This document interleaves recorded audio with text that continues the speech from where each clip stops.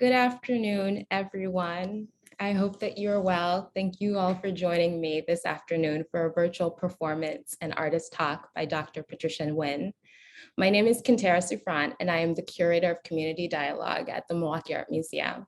Our discussion this afternoon is in conjunction with the photography exhibition On Millet on Contested Terrain on view at the Milwaukee Art Museum until March 27, 2022.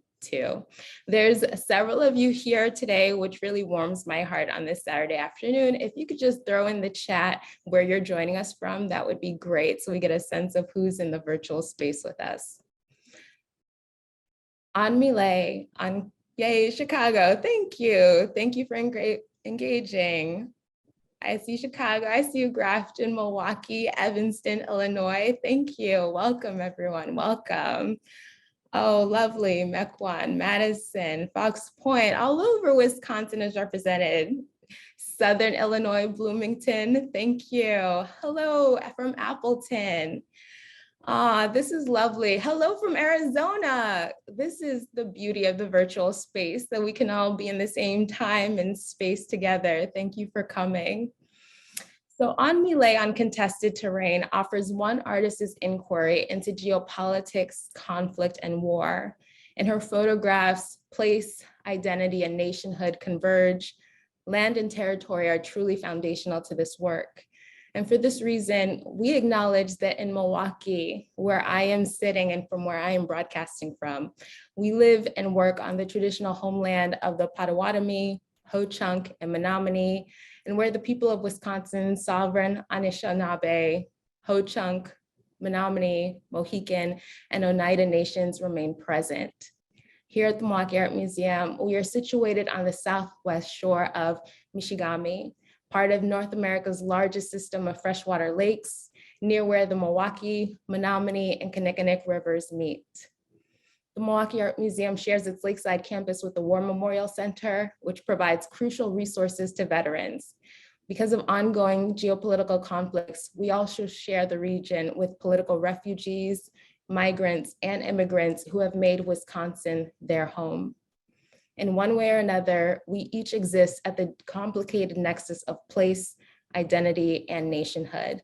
And we invite you to please consider, take care, and continue to engage. And for those reasons, it's even more heart-filling to see all of you in this space from wherever you might be tuning in from. Thank you for coming. Thank you for being. On Millet on Contested Terrain and today's program are made possible because of our amazing community of sponsors and guests, especially our Milwaukee sponsors. Our Milwaukee presenting sponsor is the Hertzfeld Foundation. Our supporting sponsors include the Lawrence W. Oliverson and Donna N. Guthrie, the Milwaukee Art Museum's Photography Council, and the David C. and Sarah Jean Ruttenberg Arts Foundation.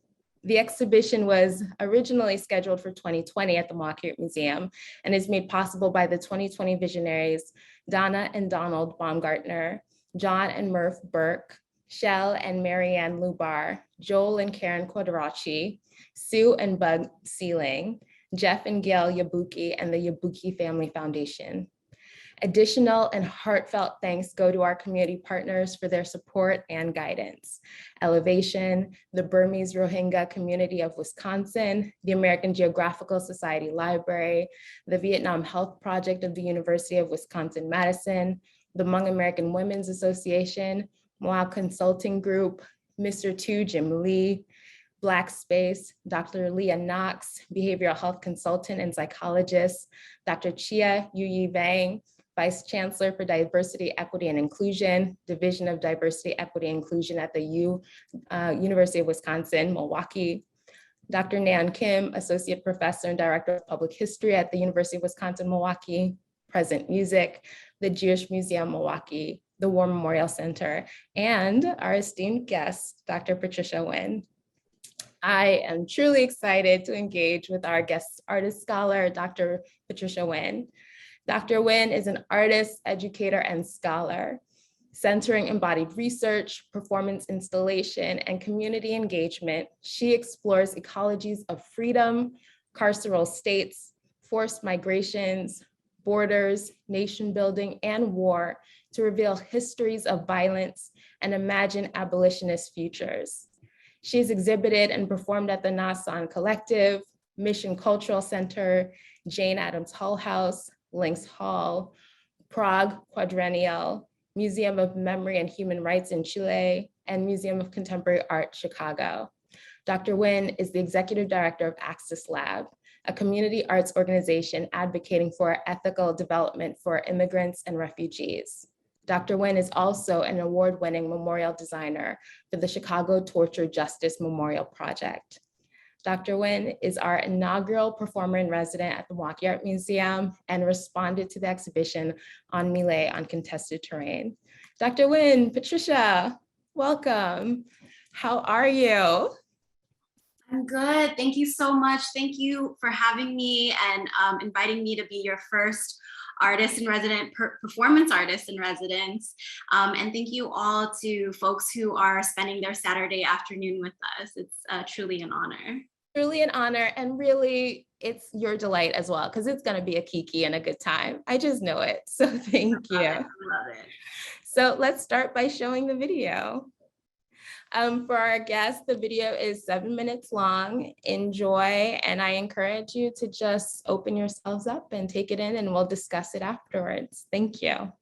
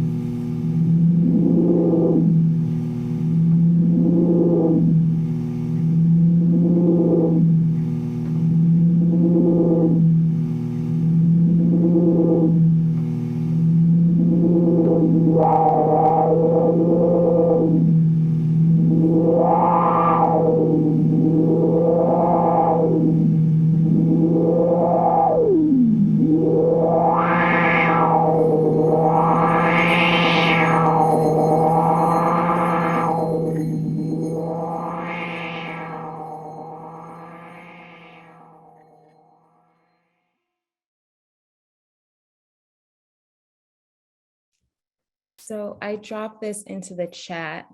Yes, please feel free to share one word that describes your gut response to the video. Haunting. Thank you.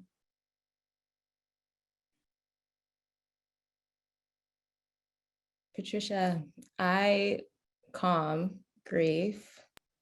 I see that the feelings are being processed, mysterious,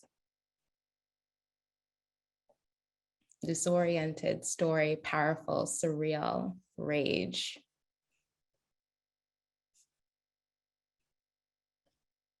These, and I know that more emotions will drop into the chat. Profound, thank you, echoes.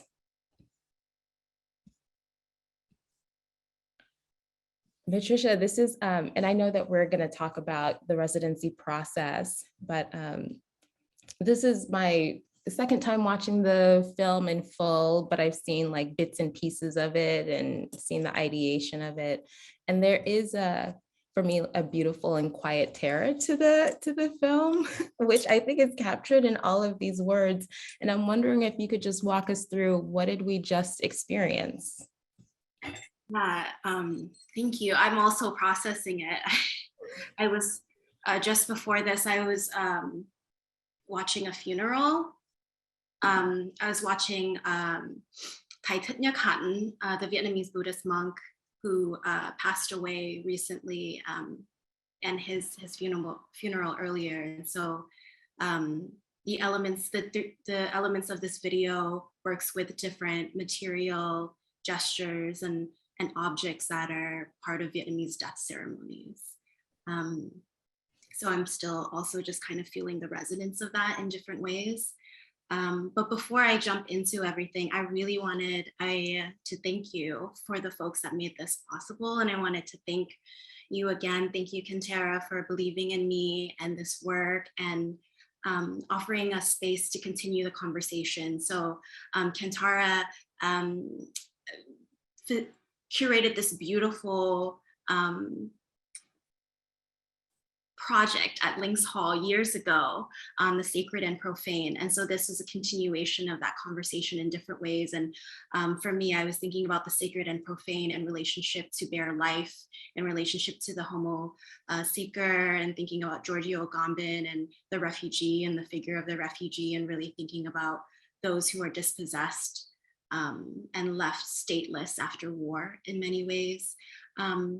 I wanted to thank Ted for the initial conversations around tech and what was possible, Kaylee for help during my time at the museum, Dustin for the tech help right now, Ariel for the tour, of course, Anmi Lei's beautiful exhibition, and also Veronica, who was an amazing guard that actually helped me understand the exhibition in all these various ways that I also want to share. And Pedro for shooting this video and actually editing it and taking time. And for Fiona Ngo, Dr. Fiona Ngo, for helping me create the sound piece, which I can get into later, and how we created it. And to my parents. I brought my parents to the museum. I brought my parents through the exhibition as part of the making process, because their voices, their stories, their experiences as refugees were so important to this process. But basically, it was quite a trip trying to think about, okay, is this a live performance and a recording of a live performance, or is this, how can I use the medium of film itself and really think about how can I use film to play with temporality, to play with space, to play with the way that we can focus our eyes on different moments and gestures and different things like that. But for the 3 different videos that I had, the first one was a time lapse. So it was this beautiful space in the museum, Windover Hall. I was just so drawn to it. And I was so drawn to it because of all the windows, but also that it faced Lake Michigan. And for so many Vietnamese refugees and other refugees, Cambodian, Lao, Hmong, for many, they escaped by boat. And so for me, water has been such a central material in the way that I think about ritual and grieving, mourning, and literally the wake and the aftermath of war. And so for me, I wanted to pray to the water in many ways. And so the beginning gesture is a prayer to the water. And the red light symbolizes the red candles that are used on our altars to worship ancestors.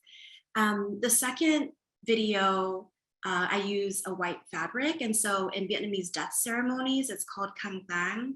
And I've used this in other performances before, but just thinking about just death ceremonies and the way that we honor those that have passed, the way that we mourn. And I was playing with this fabric and the way that the projection could work on the fabric. Some of the projections were like the symbol of the Department of Defense, Indochina Refugee Act, images from people protesting on the deportations of Southeast Asians, redacted government documents from the war in Afghanistan, different things like that, because I wanted to critique the military industrial complex in many ways, right? And the making of war and how it produces refugees, how it produces these conditions of forced migration and exile that people have to endure and go through. And playing with that in terms of like how I think about the body contracting. And I'm thinking alongside anti-colonial theorist Frantz Fanon and his work on muscular contraction and muscular freedom, and really thinking about the body of the oppressed under these conditions of colonial violence and imperial war and all of that. And then the third video is the burning of joss paper. So joss paper symbolizes like gold or silver or clothing that we burn and send to the afterlife. And so here I wanted to play with fire. I wanted to play with how fire necessitates air and wind to actually ignite, and playing with the air outside, it burning next to the water itself. And then also the smoke. I think that there's something for me that resonates in the smoke as an opening of possibility, as the actual from collapsing to expanding, right? That it opens other new futures, new worlds, new ways of being. And the smoke also resonates with so many of the photographs in Anne Millet's exhibition. There's the smoke from her photograph in New Orleans, where she took a photograph of the burning of crops. There's the smoke that emerges from the ground because of like the military practicing bombs, setting bombs off. And so I wanted to think about smoke in a different way, and smoke also in relationship to the aftermath of war, but also the honoring of ancestors and the honoring of those that didn't get to be honored because of being dispossessed in many ways. And so, yeah, I'll leave it at that. Patricia, thank you for unpacking that for us. It's a lot to take in. And Collapse to Expand is this 3-channel video that independently, they could all be their own separate sort of standing art response to the exhibition. And together they sort of like require us to return to it. And I'm wondering if you could, can you talk us through the process of the residency experience? How do you go from being in an exhibition space to creating Collapse to Expand? And for our guests, we'll share a video so that you can see the space that we're talking about. Oh, right. Yes. It was such a wild experience in many ways, because living in a pandemic, it's like I'm home most of the time.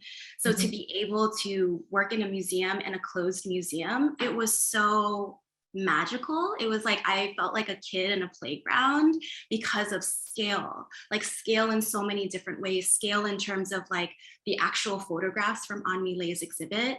I love the way that she talks about she captures these photos to try to immerse you into the landscape and the experience that she's brought into in many ways. And so just the mere size of the scale of the photograph itself, both in the smaller portraits, but the larger scale pictures, and also just the size of the museum too, like all these different rooms. And here, of course, there's no windows to preserve the photographs and the artwork, but then in Windover, just like all the windows, like there's windows on both sides of the museums down all the long hallways. And it was really a playground in many ways in terms of like thinking about the possibilities of what could be created.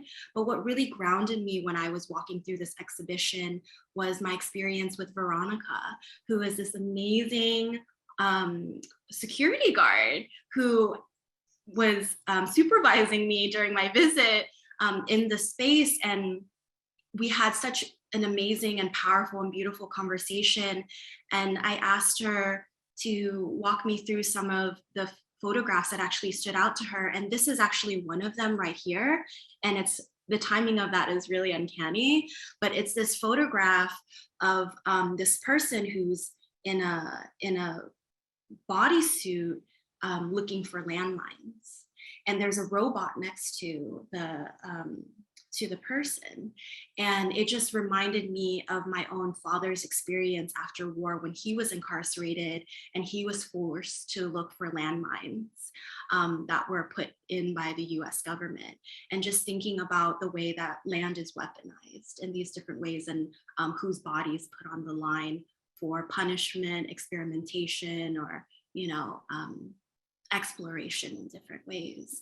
And yeah, our conversation was so wonderful and thinking about borders and labor and the aftermath of war and all of that. And so I wanted to really give her a shout out because it was really truly grounded in this woman of color experience of thinking about the aftermaths of war in different ways and the militarization of borders. And yeah, so I was thinking about the constraints of actually performing in the exhibition itself and what it means to perform in adjacency to the exhibition. Like Windover is just one over, Luber Auditorium is behind it, and just thinking about spatially where I could perform. And this, I was still thinking about live performance. So where I could perform in relationship, in dialogue with this exhibition. And then finally realizing that a video installation could better capture the different spaces in the museum. And so the first one is in Windover Hall, the second one is in Luber Auditorium, and the third video is literally right outside on the banks of the river, the lake. Patricia, even in hearing you talk, there's a way in which you move seamlessly between talking about your body and performance and space, and also talking about theorists and borders and violence, and it's all quite organic. And I really feel that's because you're someone who lives with your feet planted in academia, the performing arts, and community building and mobilization. And I'm wondering if you can speak to how academia, the arts, and community building and mobilization are connected to your process, your life, and your work. How do they co-inform each other? And how did this triangulation inform the creation of Collapse to Expand? Thank you for this question. This is a question I've been meditating on in different ways, mostly also because I got a preview of some of the questions. So I've been thinking through it. So I have a few responses. I think the first one I'll start with is exhaustion, like just mere exhaustion, and what it feels like to have to work in all these different realms and give so much to each realm in terms of organizing, working with communities, being in academia, being a queer woman of color in academia, and then being in the art world in different ways, and that it's like triple, quadruple the work in so many ways. And, there's so much that is expected for queer folks, women of color, to hold everything, to just be in a place where we just have to kind of have it together and navigate and move and get to the next thing. And so I've been meditating on what does it mean to just like let your body collapse completely, let your body release, really think about like in the collapse, how do we meditate on breath? How do we meditate on our muscle memory, our muscular structure, the fascia, the connective tissue between our muscles and different things, and just what does it mean for that collapse to allow for a reconfiguration and a kind of reorientation to then expand anew in different ways, and open up and reimagine the world, or feel the world and move in the world, with a different muscular kind of structure or rhythm or breath pattern, because that collapse was possible, and that it's not a linear kind of process. Like the collapse to expand is actually this ebb and flow of like the need to release, let go, and then expand again. Like it's kind of a play off of inhale and exhale, right? But yeah, in thinking about navigating these different worlds, I think about the limitations of the grammars in these various worlds, the limitations in methods, the different limitations in like knowledge production, limitations in the way that the world is constructed. And so part of navigating all these different worlds is piecing together different ways of being to actually make sense of, for me, the aftermath of war, to make sense of like what it means to be a child of refugees, what it means to inherit these memories of war and trauma, but also try to build a new life in these other ways, while simultaneously combating like police violence and the continued state violence against Black and brown bodies, right? That it's like they're within the given structures and logics and grammars of white supremacy and capitalism and patriarchy, it's limiting. And so working in these different worlds allows me to pull from different methods and pull from different modes of knowledge production to then offer spaces that for folks who are dispossessed or folks who are seen as disposable to have an opening, to not have to always feel illegible or misunderstood, to actually be able to begin to build the grammars, to build the vocabulary, to build the space for us to breathe in different ways. I hope that makes sense. So, Patricia, as I was preparing for our conversation, I realized that I've known you for a decade, slightly longer. And I also, in hearing your response to why the triangulation is so important, it takes me back to some of our initial conversations about what it meant for both of us to be the children of migrants and refugees and the children of people who survived military industrial complexes and state violence and dictatorship. And it's, for me, that parallel is so fascinating because of also the ways in which you and Veronica were able to process the exhibition in relationship to each other during your residency experience.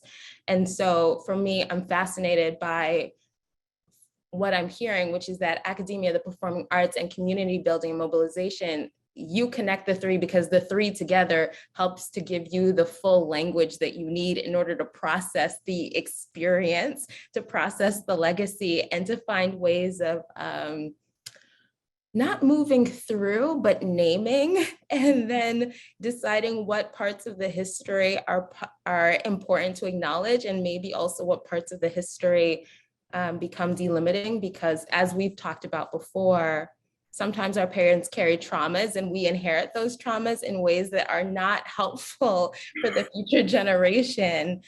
So thank you for sharing about that.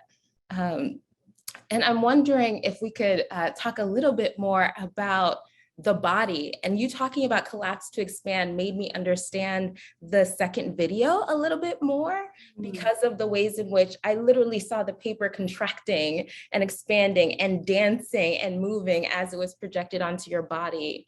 And I'm wondering if you could speak to the role of the body and movement in your work as a performer and as a scholar, and also why performance has been your tool of choice. I love this question. Thank you for that. So I actually came into performance through theater and through performance poetry and spoken word. And it was actually when I went to Vietnam and I experienced censorship and state surveillance in different ways that I turned to the body so much more and thinking about what can the body say that words can't always capture, right? How does the body exceed words that can be spoken?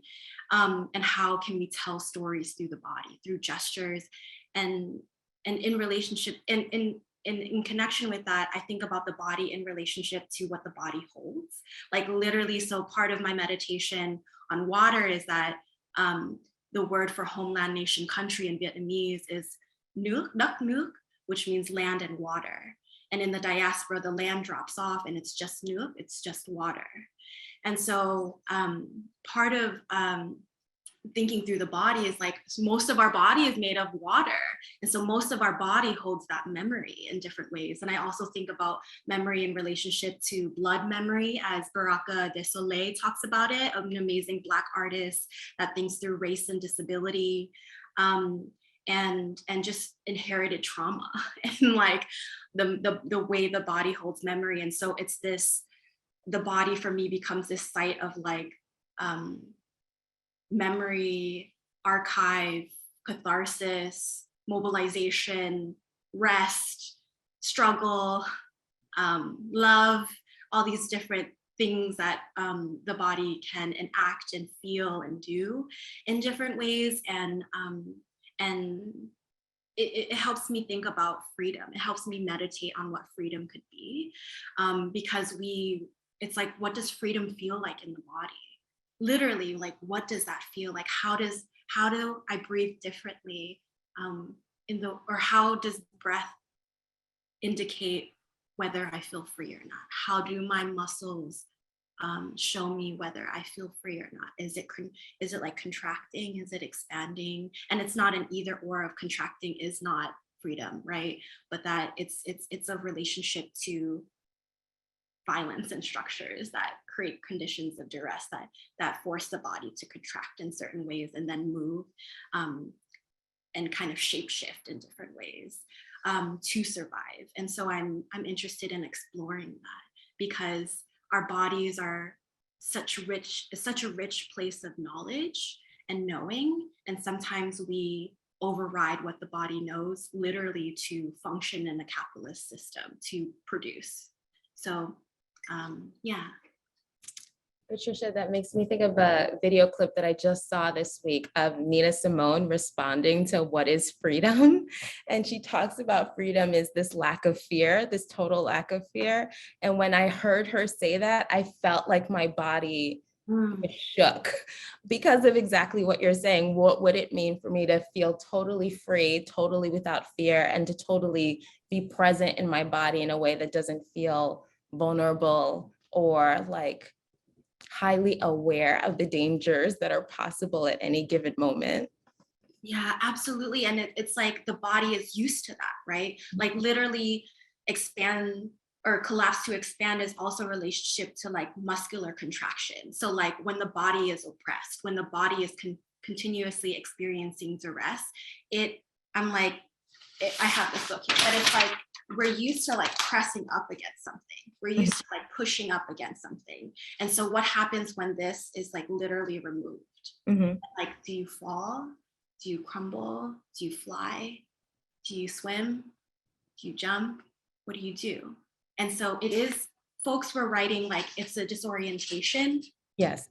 To feel and experience this. And I think that disorientation is the very orientation we need towards this entering this new way of being, to fuck up everything, right? To reorient our own sensibilities, to reorient the way that we move and live in the world. And to me, that's coming back to your work and your commitment to an abolitionist future. Like the disorientation is necessary for that abolitionist future to be made possible. Mm-hmm. Related to some of your points, Patricia, there's a few questions that I wanted to get in. This one is from Anoop. Can you relate your work to the built space, quote unquote, of the Milwaukee Art Museum and the social history of Milwaukee? Is the decision to move to video in any way based on or response to an intrinsic lack of belonging of your work in the museum physically, based on the history of social exclusion in spaces like this in the past? This is a really rich question. I'm just gonna read it over again.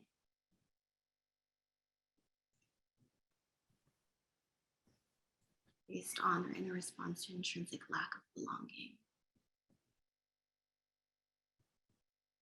This is a really interesting question in so many ways. And I thought about this actually in relationship to what it meant to even bring my parents to a museum like this. And that historically they, to be excluded from it, but be subjects of it in different ways. What does it mean for like me to enter that space, for my parents to enter that space and to enter the exhibition? And for my parents, they really had a profound response when they entered Anmi Lei's exhibition. In many ways, they were really moved by it. And they were like, yes, like this history is being told. They were like, this is an entry point for people to understand like war. And we want people to understand war because we lived through it, we went through it. And so that is next to the answer to the question, but not the answer to the question. But I'm thinking about, belonging. These weren't the exact questions that I was meditating on as I was putting together this performance. But I did think about this in creating the sound piece with Fiona in many ways, in terms of like, so when we were creating the sound piece, there were so many layers of things we were navigating. The video wasn't the final video. The internet went out while we were like watching it and recording the layers of audio. And so it was actually like in the making of the sound piece with like various instruments and various cultural objects that we were working with, like the singing meditation bowl and rice and a book and all of that. And synthesizers, amazing, cool synthesizers that I'm just learning the names of, but that it marked that dislocation. It marked kind of like a dissonance that was happening between audio and visual, and actually working to piece it together despite its like kind of disjointedness in different ways. That in the making of the sound, it actually embodied this like relationship to alignment and connection and belong. I guess we can also say it in terms of belonging as well. So I know that that's not an exact answer to the space of the physical museum itself, but the decision to make it a video was really thinking about like, how do I center the objects I'm working with, and how do I take up space in doing that? And so I guess it is about, let's take up some space. Let's take up some space in a place that folks of color don't typically belong in. Patricia, and my apologies if this is an overshare, but I'm thinking about the taking up of space and how in many ways, I think you and I are very committed to live performance. Like we know that medium well and what live performance can do for bringing together an audience and just feeling the sense of connection, vitality, and communitas. And when we pivoted to the video, what it then allowed us to do was screen your performance for 3 days at the museum, right? On a loop for everyone to witness, share your performance virtually for people beyond Milwaukee to bear witness to. But it also meant that we didn't have to worry about you performing in the space and like the optics of your body and what that meant.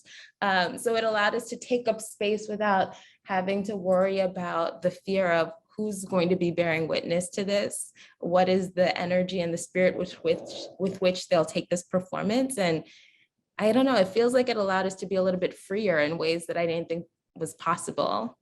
Yeah, same here. And I love that it was a constant unfolding for both of us, that it Mhm. was, you created and cultivated this space that was like, you trusted me as the artist and you kind of opened the process to unfold and reveal itself to us. And we experimented with so many different things. We were just like, it was really about presence and improvisation and like site specificity, like Yeah. working together. And to clarify, I think, Patricia, you had maybe 6 days at the museum total, like not consecutive, to make this piece. So I wanted to take another audience question. This one comes from Ghassan. Would you mind please telling us more about the friction between how the act of wrapping and unwrapping oneself with the terms war and migration opens up the potential for us to see and imagine new words? I started reading new words in the second video, and it kept changing, which I so appreciated. It is especially as we think of mobility and immobilities of bodies. So Ghassan was really processing your video, and especially I think the second video, in terms of language and words failing us and describing and illustrating the violence of forced migration and death. So could you unpack the second video a little bit more for us, Patricia? Yeah, absolutely. I'm actually looking for that question. Thank you, Ghassan. I'm like, I need to copy and paste everybody's responses because Oh, I you want know to what? save all of this to like think with all of you because all everybody's like comments in the comment section and the questions, they're so brilliant and so thoughtful, and I'm just like, I really want to sit with and meditate with everybody. So to unpack the friction between the act of wrapping and warping and wrapping oneself with the terms of war and migrations opens up for us to see and imagine new worlds. Thank you so much for that, Ghassan. I'm still thinking and unpacking this video myself, because the way that I think through performance is I set up a loose structure for myself to improvise within, with my own kind of conceptual thoughts around what I'm trying to structure and the questions that I'm trying to answer and unfold. And then I create the piece, and then the piece speaks to me again. And the piece unfolds to me new things that I actually didn't realize I was putting into it in different ways. And so in this second video, I was thinking mostly through, I was meditating on contraction, muscular contraction, and actually like staying underneath the white fabric, the kantang, and actually trying to move my body through it as like this larger projection is like crumbling and folding, and I'm kind of like shifting and moving through it in different ways. And I was playing with both the sense of like the collapse that is happening with the words and the archival material and images that I'm working with, and also the simultaneous contraction of my own body within it and underneath it while these words are being projected.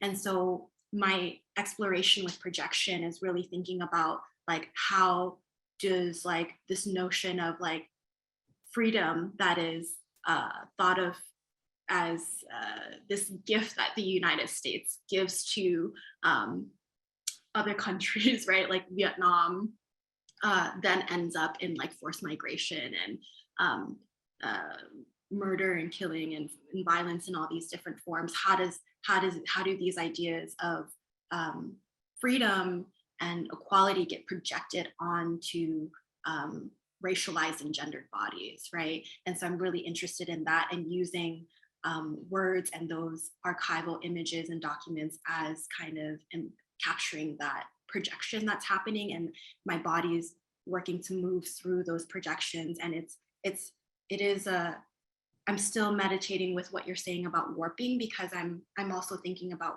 what's happening when the words become distorted, because they become distorted in the way that US foreign policy is articulated, the way that social media takes up the news, the way that we consume these narratives of freedom and forced migration and the reasons and historical processes for it. And so I think I'm still playing with like what language offers us and where to break that language, and how the body can break language in some ways. So I know that might not be a complete answer, but I hope that offers an entry point. Thanks, Patricia. This question comes from Bao. As someone who has seen your work before in person and now on this online format, I always notice a deliberate and intentional effort to engage with the spirit of the death in these performances, as if performing as a way to pray to the spirit. How do you take care and prepare your emotional capacity when engaging in this spirit work? I love that question. I love all these questions. They're so good. I'm just like, I need to copy and paste. Thank you, Bao. I'm so glad you're here. Bao is also an amazing artist. Yeah, this is a question I still work with in different ways. I think, so my work in performance, I draw from Black feminists and women of color feminists, writers, theorists, and artists. And I really think about it, what the space of performance offers in terms of like what it means to conjure spirit, what it means to actually bring those that have disappeared or have passed or are whose souls are still wandering in different ways into the room with us. And that my body becomes this conduit to actually like bring them into the room. And that spirit work is hard and challenging. And in this question, I so deeply appreciate because I'm still figuring it out myself.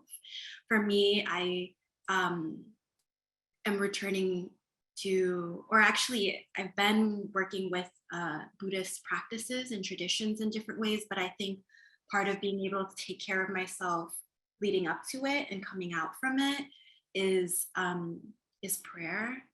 And like, I literally have candles lit here as a way to just kind of like keep a different energy in the room, but it's prayer, it's meditation, it's actually like bringing the elements into the room, like water, fire, allowing air to flow in different ways. And usually I have metal, right? But seeing those as like protective like elements and objects to ground me when I'm working in the realm of spirit. But I will also say that sometimes it's not easy and it's not neat.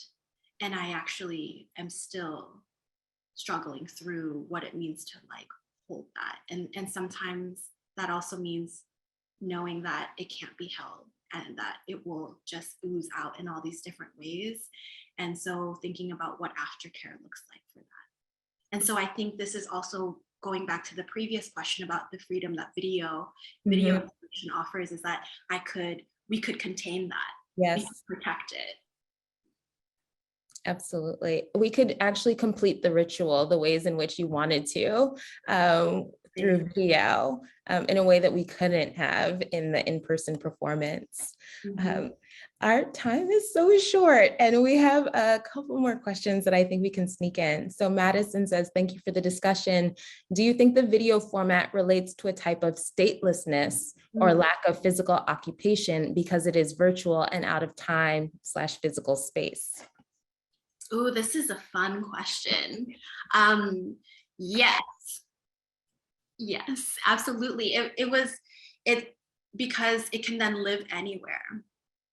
It can be projected like on various screens. It can be projected in an auditorium. It can travel in different ways.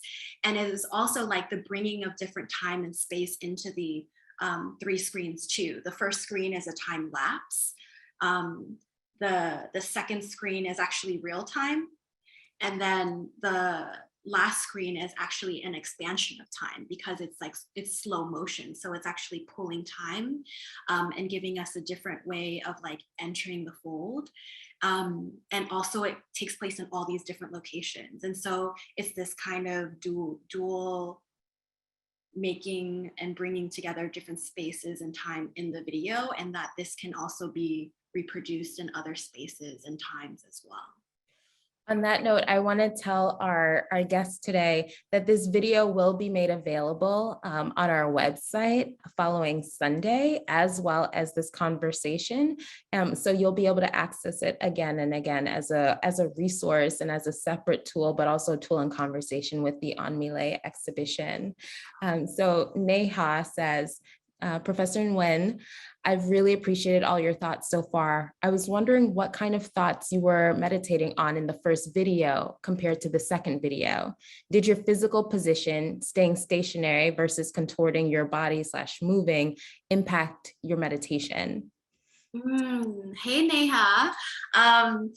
Thanks for coming. It was really, so each video is a different, all of them are meditations, and all of them are different forms of meditation and working with different gestures. And so with the first meditation of just being still, oh my God, being still is so hard. It is so hard, and it hurts. Like you could feel your muscles and your body differently when you actually when you're still and present in it. And I actually, like, parts of my legs went numb. It was like really challenging. But for me, in that first video, it was really about endurance. And even though we just shot like 10 to 15 minute like segments at a time so that I could stretch a little bit, that endurance was thinking about like how much the body could really take on in certain positions. The second video, in the gesture of like contracting my body in different ways, it was just really thinking about what is my range of motion within the limitations of being in these confined conditions. And then the last is like literally just burning, like the meditation of being with fire and smoke and paper, and like breathing in, like my hands smelled like smoke. And so is the meditation, these different meditations worked with the body and the senses in different ways. Patricia, we're wrapping up our time together, and thank you so much for your answers, your beautiful responses to these beautiful questions. There's a lot of thanks for your work, for the conversation, for the explanations, of folks who are feeling you in terms of the body as a tool for knowledge, and thinking through colonial legacies and conquests. And also, Veronica is here.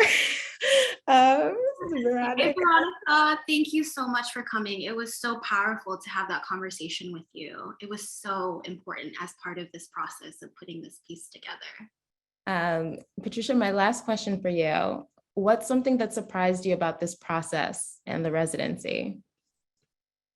Oh, yes. I had an answer for this.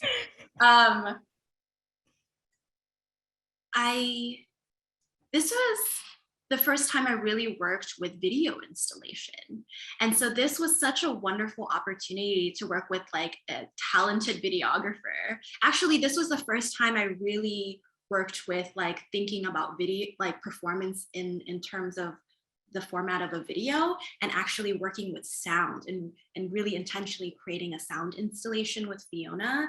And so this opportunity gave me a chance to merge these two mediums that I've been wanting to explore with performance in these ways that just keep revealing itself to me, that I'm just so excited about to continue working with and experimenting with. And so I'm so grateful for this opportunity, Kintera. Thank you, Patricia. Thank you so much. I'm truly honored and blessed, and couldn't think of a better first inaugural performer in resident at the Milwaukee Art Museum. Thank you for all the work, knowledge, skill, humility, wisdom, ancestral work, and honoring that you've brought to this space. And thank you to all of you for attending today. And we've got a few programs that I think that you might be interested in. So firstly, if you want to see it and you're in Milwaukee, or you want to drive to Milwaukee, Collapse to Expand will be screening tomorrow, Sunday, January 30th from 10 a.m. to 5 p.m. In Lubar Auditorium. On Thursday, March 10th at 7:30, Present Music will be presenting the concert Ablaze, which will feature Vietnamese American performer No No Boy, whose music you heard in the welcome. And then we have a gallery talk for On Millet on Contested Terrain on Thursday, March 17th, followed by a panel discussion, Landscape, Trauma, and Healing the Future, which will really think about the ways that we can break generational trauma in order to pursue healing. And then lastly, we have our expert series, which will be On Millet in conversation with Patricia Nguyen on Thursday, November 24th at 6 p.m. Thank you all again for being here today. Patricia, thank you so much for your time, grace, and talent. I'm truly honored and blessed to know you as a creator and as a scholar. Same here. Thank you so, so much. And thank you to all those who spent your Saturday afternoon with us. Yes. And for all the love in the room, it's just such an honor. Be blessed, everyone. Thank you. Thanks.